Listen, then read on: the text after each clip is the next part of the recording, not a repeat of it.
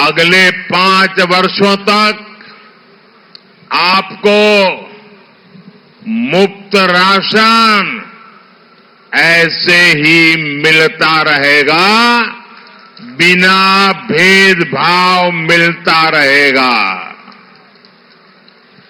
आप मुझे बताइए, एनडीए सरकार की योजनाओं में आपको कहीं पर भी भेदभाव का सामना करना पड़ा है? भेदभाव का सामना करना पड़ा है? भेदभाव का सामना करना पड़ा है? साथियों, अब बीजेपी ने अपने संकल्प पत्र में एक और बड़ी घोषणा की है, जिसका लाभ देश के हर घर को होगा, और वो भी बिना भेदभाव के होगा। आप जानते हैं, हर परिवार में आजकल दादा, दादी, पिता, माता, 70 साल के ऊपर के लोग परिवार में होते हैं, और उनको कोई भी तकलीफ हो तो परिवार के संतानों पर बोझ पड़ता है। बेटे के सारे प्लान बिगड़ जाते हैं अगर पिता, दादा, माता को कोई बीमारी आ जाए। अगर बेटी की शादी का प्लान बना दिया है और अचानक पता चले कि पिता को बहुत गंभीर बीमारी आई है, माता को गंभीर बीमारी आई है, तो बेटी की शादी का प्लान ही बिगड़ जाता है। और इसलिए मोदी ने तय किया है कि आप जो मेरे भाई बहन हैं, जो 50 साल के होंगे, 40 साल के होंगे, 30 साल के होंगे, 60 साल के होंगे, अपने बुजुर्ग मां बाप की सेवा करते हैं, अब मोदी ने तय किया है, मोदी ने गारंटी दी है कि आपके परिवार में 70 साल की ऊपर के जितने भी बुजुर्ग हैं, उनकी बीमारी, उनके इलाज की चिंता ये आपका बेटा मोदी करेगा।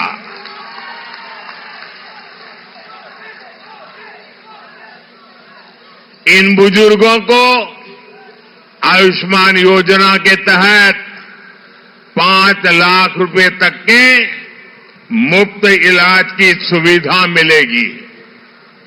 वो बुजुर्ग गरीब हो, मध्यम वर्ग के हो, गांव के हो, शहर के हो, सैलरी कैटेगरी में आते हो, किसान परिवार के हो या फिर उच्च वर्ग के हो, इसमें भी बिना भेदभाव उनकी इलाज की चिंता मोदी करेगा, और उससे आपके पैसे बचेंगे।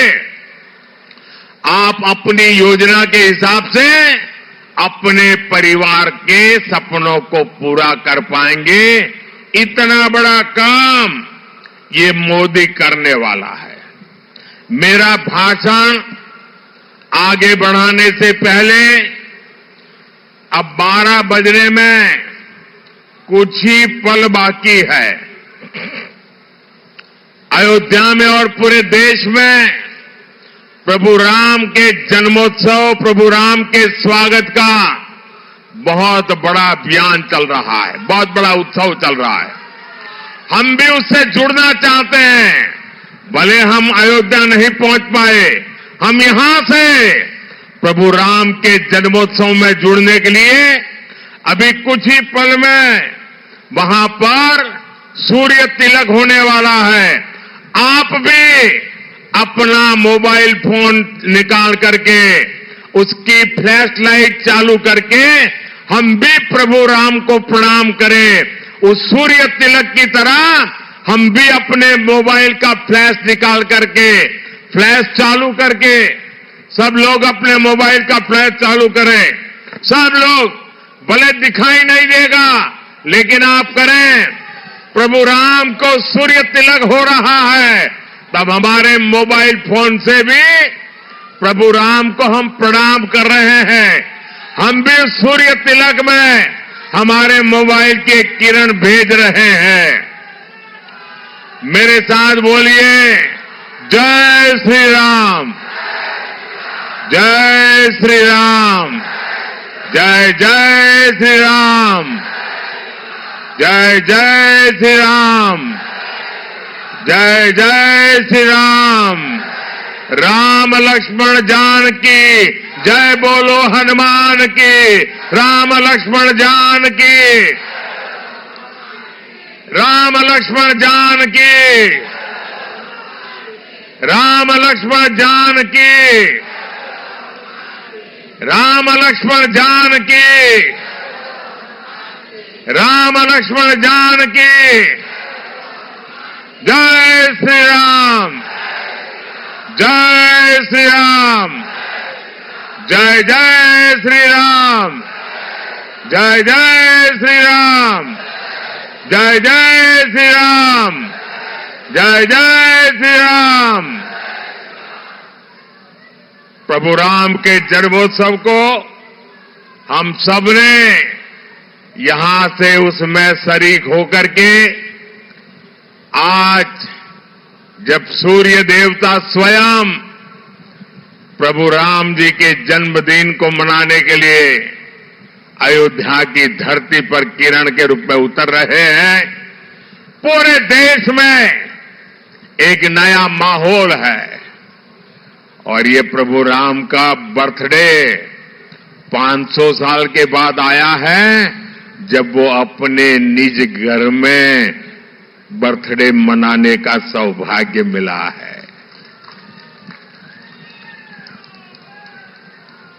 बोले प्रभु रामचंद्र की, प्रभु रामचंद्र की, सियावर रामचंद्र की, सियावर रामचंद्र की।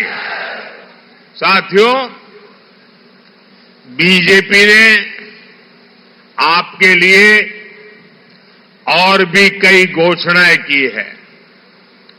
आपका बिजली बिल 0 आए, इसके लिए कम दाम पर सोलर पैनल दिए जाएंगे और उसके कारण आपका बिजली का बिल 0 हो जाएगा। अरे बिजली का बिल तो 0 होगा आने वाले दिनों में, जब आप इलेक्ट्रिक व्हीकल खरीदेंगे, स्कूटी हो, स्कूटर हो, गाड़ी हो, तो सोलार वाली बिजली से उसका चार्जिंग भी होगा और आज ट्रैवलिंग का जो खर्चा है ना, पेट्रोल डीजल का जो खर्चा है, वो भी 0 हो जाएगा। देश की करोड़ों बहनें आज स्वयं सहायता समूह से जुड़ी है। हमने लक्ष्य रखा है 3 करोड़ बहनों को लखपति दीदी बनाएंगे। गांव गांव में हमारी बहनें ड्रोन पायलट बनेगी। इन फैसलों का बहुत बड़ा लाभ हमारे आसाम के लोगों को, यहां के गरीब, वंचित, दलित, किसान, पीड़ित और चाय बागान के मजदूरों को होगा। साथियों, जब किसानों की बात होती है तो यहां कोई खार भात को कैसे भूल सकता है। यहां तो हर कोई जानता है खार खुआ असमीज। इसलिए हमारी सरकार यहां के चावल किसानों की खास चिंता करती है। हमने खरीफ की फसलों का एमएसपी बढ़ाया है, इससे यहां के लाखों किसानों को लाभ हुआ है। असम के किसानों को पीएम किसान सम्मान निधि के तहत 5,400 करोड़ रुपए से ज्यादा मिले हैं और अब बीजेपी ने इस योजना को जारी रखने का ऐलान किया है। यानी असम के किसानों को पीएम किसान सम्मान निधि का पैसा मिलता रहेगा और वो भी बिना भेदभाव मिलता रहेगा। साथियों, आज पूरे देश में मोदी की गारंटी चल रही है और नॉर्थ ईस्ट तो खुद ही मोदी की गारंटी का गवाह है। जिस नॉर्थ ईस्ट को कांग्रेस ने सिर्फ समस्याएं दी थी, उसे बीजेपी ने संभावनाओं का स्रोत बना दिया है। कांग्रेस ने अलगाववाद को खाद पानी दिया, मोदी ने पूर्वोत्तर को गले लगाने का काम किया। मोदी ने शांति और सुरक्षा के लिए प्रयास किए। जो कांग्रेस के 60 वर्षों में नहीं हुआ, वो मोदी ने 10 वर्षों में करके दिखाया। क्योंकि मेरे लिए आपके सपने, ये मेरा संकल्प है। आपके सपने, ये मेरा संकल्प है। और इसलिए हर पल आपके नाम, हर पल देश के नाम, हर पल आपके सपनों के नाम। और इसलिए 24/7 फॉर 2047। साथियों, मोदी ने ही अपनी मुस्लिम बहनों को 3 तलाक की टेंशन से मुक्ति दिलाई। हमने 3 तलाक की कुप्रथा के खिलाफ कानून बनाया।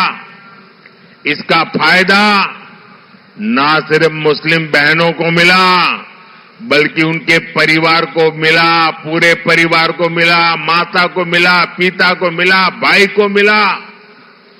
3 तलाक की वजह से मुस्लिम बेटियों के साथ उनके परिवार की भी जिंदगी तबाह हो रही थी। इसका लाभ असम की भी हमारी हजारों बहनों को हुआ है। साथियों, असम का विकास इस बात का सबूत है कि जब नीयत सही हो तो नतीजे भी सही आते हैं। कांग्रेस पार्टी ने सियासी फायदों के लिए इस क्षेत्र को अपने में पंजे में फंसा कर रखा था। कांग्रेस के पंजे ने पूर्वोत्तर को इसलिए जकड़ रखा था ताकि उनके लिए भ्रष्टाचार और लूट के दरवाजे खुले रहे। अब ये पंजा खुल गया है तो असम में सबका साथ, सबका विकास का मंत्र लागू हुआ है। साथियों, अभी कुछ ही दिन पहले मैंने असम में देश की बहुत बड़ी सेमी कंडक्टर फैसिलिटी का शिलान्यास किया है। इस सेमी कंडक्टर असेंबली और टेस्ट फैसिलिटी पर 27,000 करोड़ रुपए से ज्यादा का निवेश किया जाएगा। आने वाले समय में अकेली इस यूनिट से इस क्षेत्र के युवाओं के लिए 15,000 से ज्यादा रोजगार के अवसर बनेंगे।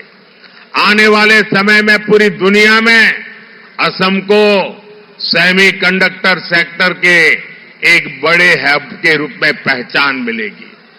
ये शुरुआत ऐतिहासिक है, अप्रत्याशित है। ये निर्णय इस क्षेत्र के विकास को एक नई शक्ति देने वाला है। नॉर्थ रीजन में हुआ निवेश विकसित भारत और विकसित नॉर्थ ईस्ट के हमारे संकल्प का उदाहरण है।